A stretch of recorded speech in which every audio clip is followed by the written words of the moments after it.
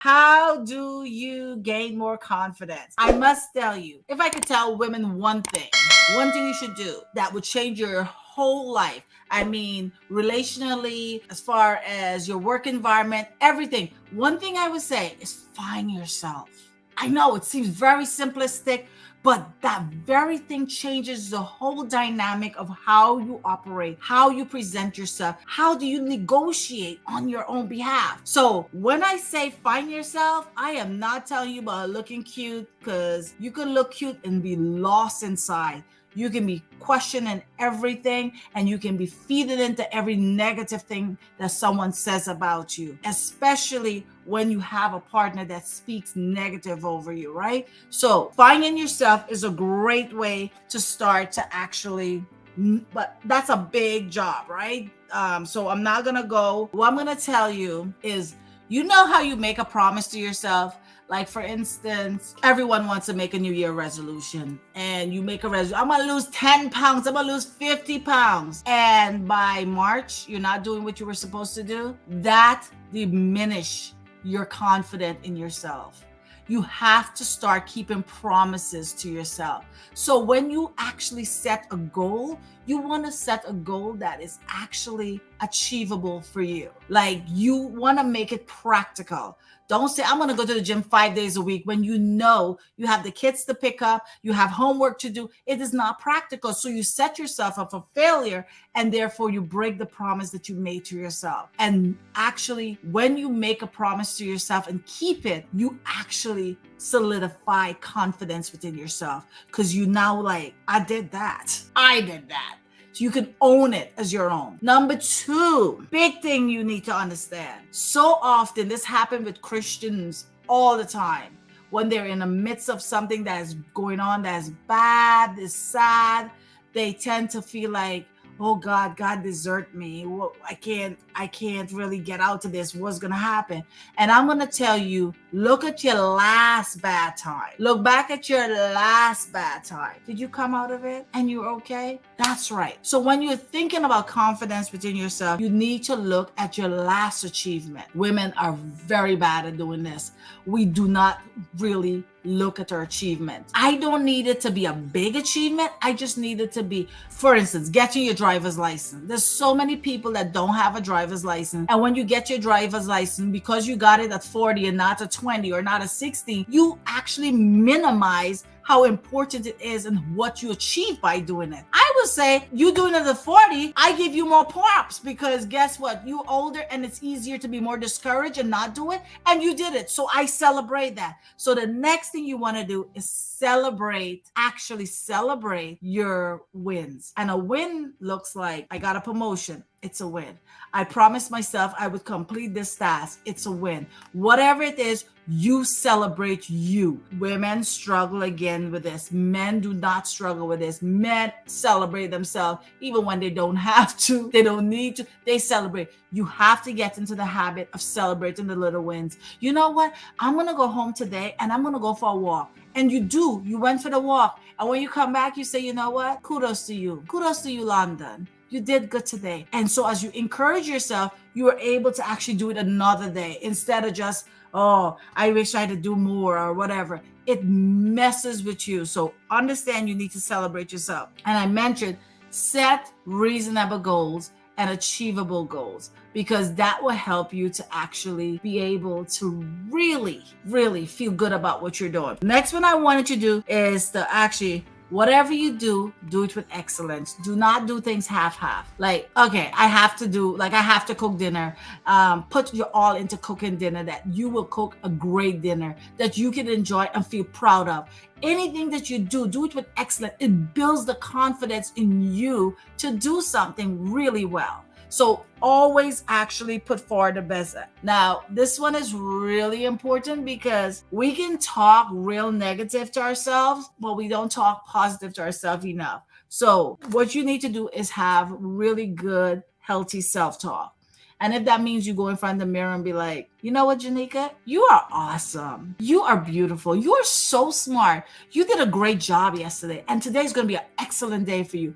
Whatever that self talk is, you need to do it. I always make my clients do a lot of writing because the writing communicates directly to the brain. So you can talk a lot, but when you start to communicate by writing, it goes directly to the brain. So that is something that's more ingrained in you. So I would say before going to bed, say something great about yourself. I am awesomely made. Understand whenever you put an I am in front of anything that you do, you just activated your Holy Spirit in you. So understand using I am is really important in how you actually show up. So, oh, this is a big one. I was writing down a couple of them because I was like, which ones do I want to touch on? How about grace? Actually giving grace to yourself, actually extending grace. So again, Christian always talk, oh girl, I give you grace. It's grace. People talk about grace like it's like a phrase that really is cliche that they feel is really nice to say, but they really don't know how to exercise it. And anyone that doesn't exercise grace to themselves really can't exercise it to someone else because you don't know what it means really to actually experience grace for yourself. So grace is actually understanding that you will mess up.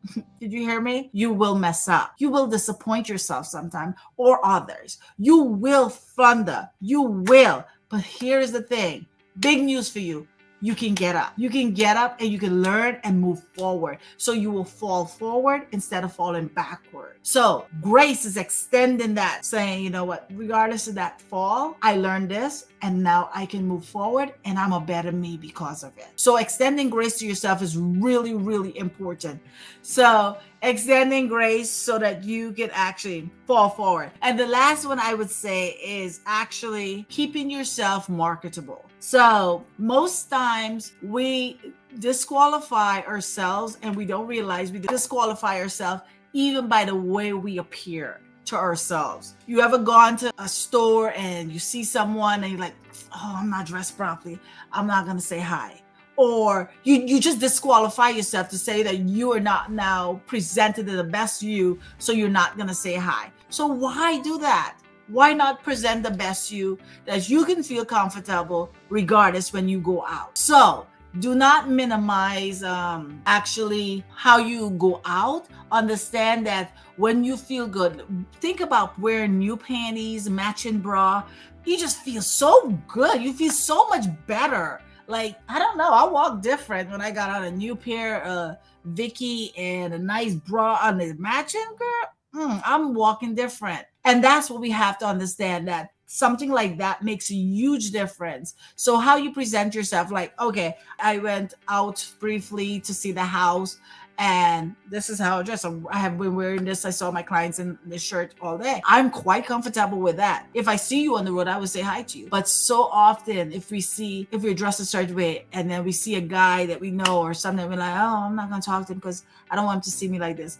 You got to present the best you that is good for you. It has to be the best for you, because whatever you entertain, it's going to see it the way you see it. So if you don't feel confident in you and how you present you, guess what? That person they won't see you that way. They just won't, because you don't feel that way about you. So let's go over it. Understand, go back to your achievements and celebrate your achievement. Understand whatever you have achieved, you have accomplished it. And I always refer back to whenever you're in a bad situation, whatever your worst situation is right now. And I know some of you might be in a situation that you like, Michelle, you don't understand. I'm going to say, if I go back, you are going to find a situation that was just as bad or even worse, right? And you got through it. So understand, you have the strength to come through. You also have the strength to achieve again because you did it before. You have, and for the mothers, oh my gosh, you brought a whole human into this world, right? You actually birthed a child. That is incredible. That's a huge achievement. You have reared a child. You have done things that, I mean, it's so spectacular for a woman. Like, it's incredible. Celebrate that. Do not minimize it. So understand, when you look at your achievements, look at everything. Don't just look at certain things, because women look at, oh, I don't have a job. I I don't care that you don't have a job. Are you a stay-at-home mom? Are you the best stay-at-home mom you can be? That's great. Are you caring for human beings and making them better human beings to come into this society? Girl, there's no other better job. Okay, that's serious. Are you caregiver to not only your children but your husband? Like, that's an incredible job. Just understand, whatever you do it with excellence. Also, celebrating you. Remember, celebrate you. If I cook a great meal today, it was so good, everybody's talking about it. Take a moment to be like, yo, that was me. That's all me, girl. That's all me. Because those little celebration is what boosts the confidence in you to actually go forward and know you can do all things through Christ who strengthens you. And then there is setting really realistic. And when I say realistic, I know you can do all things through Christ who strengthens you. However, I am talking about the small goals that you set. Goals like, I am going to go to the gym and lose 50 pounds within 30 days. It took you more than 30 days to put on that weight. It's going to take you more than 30 days to take it off. So I want you to set goals like, okay, I'm going to start going to the gym. And my goal is for me to do this in a year or 6 months. And what I'm going to do, I'm going to go and I'm going to lose 5 pounds. And I'm going to go walking every day, or I'm going to go walking maybe 2 times a week. Whatever that goal is, but it must be realistic that you don't forget that you had a life outside of that goal. So your goals must be incorporated in your life. So it is actually practical and achievable. Also, keeping promises to yourself. This is so major. It's so major to say, like, I am going to do this. I'm not like, okay, perfect example. I went to the doctor and the doctor's like, Michelle, you don't have diabetes, but your family have it and your levels are a little elevated. And if you continue like this is not good. Now, let me just tell you, when I'm on the plane, it's so embarrassing. When I'm on the plane and I go, I want some coffee to stay up, they say, okay, can I have coffee? And I always speak quiet, right? Because I'm not trying to alert anyone of my habits. So I go, can I have coffee? Now, let me let you know, I hate coffee, but that's the thing that's going to keep me up. So I said, can I have coffee? And they said, oh, sure. What do you want with that? I said, 2 creams and 10 sugars. And they never fail. 10 sugars? Well, if I wanted it to be yelled out, I would have said it louder. I am so embarrassed. So when that doctor told me that, I was like, you know what, Michelle? It's your health. I'm done. Sugar's done. Sugar was wiped off of me. I was done. That day, I was done because I realized that for me, that was drastic. But for me, it was my health. So I can do that. Don't use sugar. I drink nasty tea now, and that's okay. I just drink nasty tea with milk. I can't drink. I'm not drinking any sugar. But for me, that as much as I was drastic, that was realistic for me because I know how serious that was. And I'm not waiting until somebody tell me I have sugar to stop drinking sugar. I'm done now. I'm done. Sugar is not my friend. I'm not drinking sugar. So understand, when you make a promise, I said, I'm done with sugar. I am done with sugar. The doctor said, Michelle, that's extreme. I'm like, I don't care. That's my promise and I'm keeping it to myself. So keep your promises to yourself. Really important to actually build in confidence because you know I did that. I've done that before. I've said that and I did it and I held myself accountable for it.